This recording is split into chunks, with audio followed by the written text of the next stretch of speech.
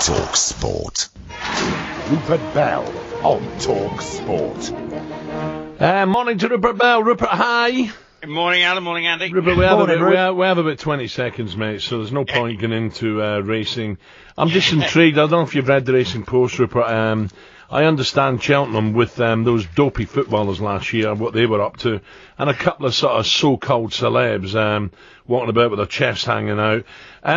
Free bars to close early as Cheltenham cracks down on drunken behaviour. Are they going a bit too far here, Rupert? I don't. You're still going to be able to get a drink. I think you're not going to miss out on anything. It's just they perhaps want to try and restrict some of the excess that might go in the case of a few people. And I think that's what they're mindful, because obviously they're not going to stop the enjoyment of people having fun and just experiencing what makes Cheltenham so special. But they are concerned. Rupert, we have heard of trouble at Ascot on the Friday, Saturday, in the car parks and stuff with the coaches and all that, and people are bevied, they're drinking on the way down there. I've not seen anything at Cheltenham. No, well, I think they're just concerned. Obviously, you've highlighted a couple of incidents that happened last year. They are just concerned. But it's not going to stop people. You know, you can still buy plenty of drink, but they're just going to I'm not sure you can buy plenty. I'm seeing here restrictions maybe to 4 drinks and stuff. Yeah. Well, no. What they're saying is when you go and buy a drink, you can only buy 4 drinks at a time. So what for 6 of you?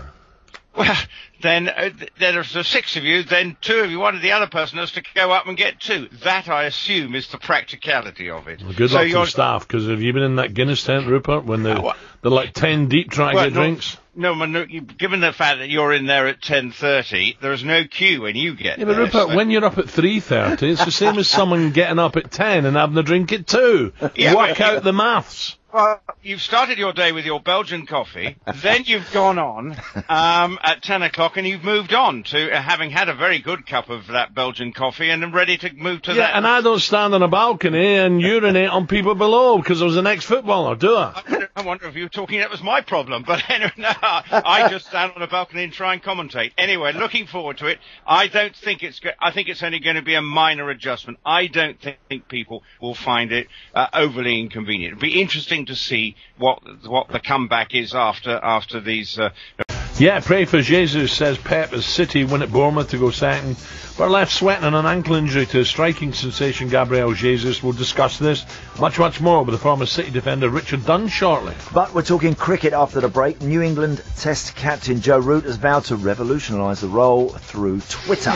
We'll bring you the full story next. So don't go anywhere.